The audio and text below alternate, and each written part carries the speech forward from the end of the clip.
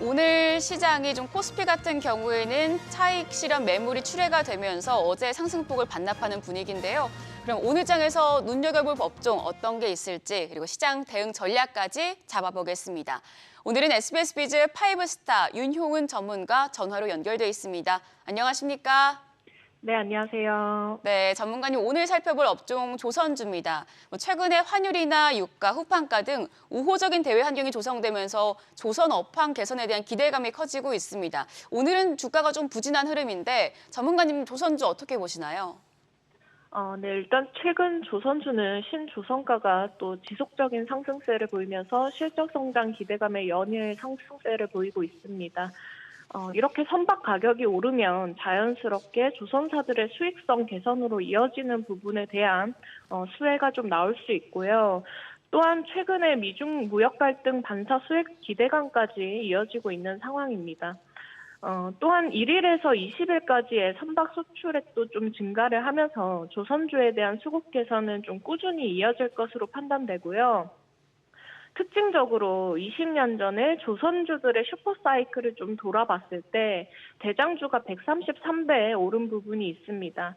오늘같이 조정이 나올 때 지금도 충분히 매력적인 구간이라고 판단이 되고요. 미국의 중국 산업 전반에 대한 견제 가능성도 또 부상을 하면서 한국과 중국 간의 경쟁 관계인 조선업 투자 심리에는 꾸준히 긍정적인 영향이 이어질 것으로 판단됩니다.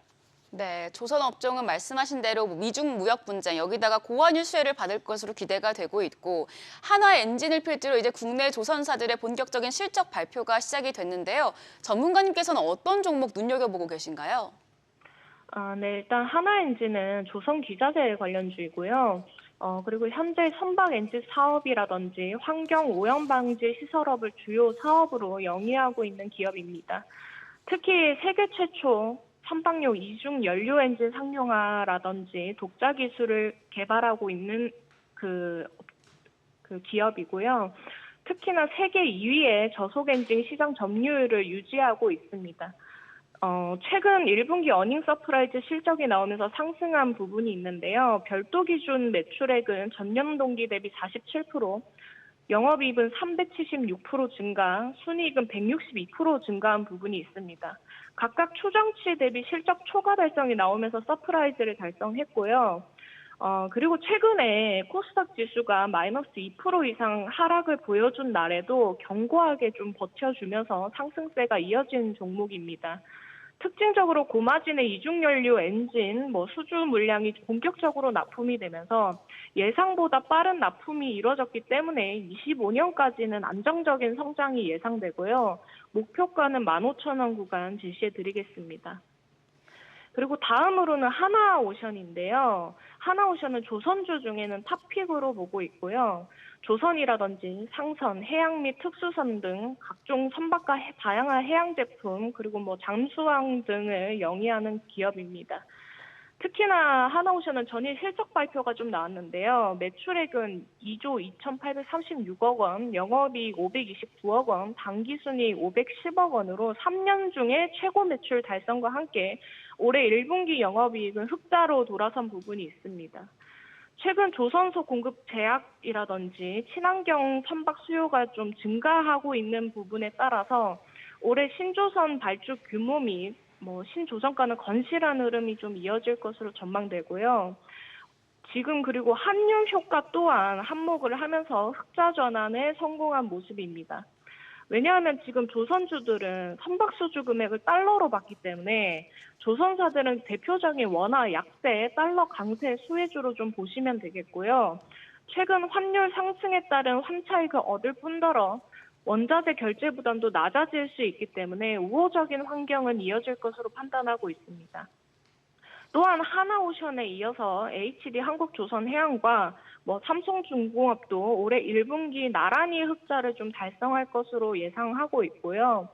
현재 국내 조선 3사가 모두 흑자를 좀 기록하는 거는 2011년 이후에 13년 만의 일이기 때문에 조선주들의 슈퍼사이클은 이어질 수 있다고 판단되며 하나오션은 목표가 4만 원도 충분히 돌파가 가능하지 않을까 판단됩니다.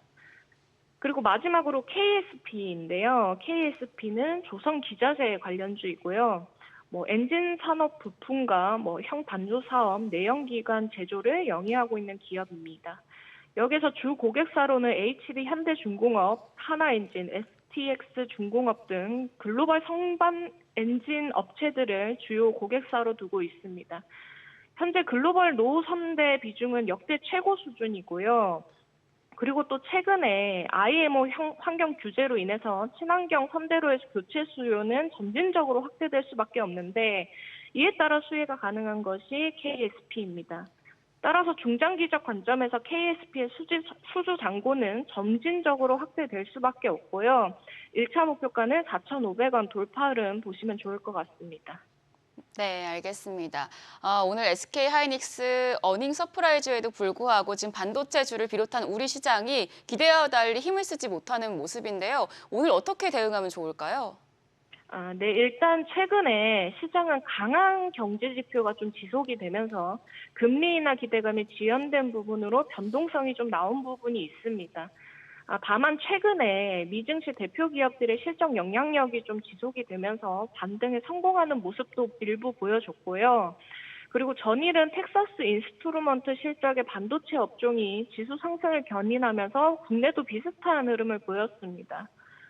미증시가 최근 하락을 뒤로하고 기업 실적 호조 영향으로 상승한 부분은 긍정적인 흐름을 보여주고 있기 때문에 국내도 서서히 완화되는 모습을 보여줄 것으로 전망하고 있고요.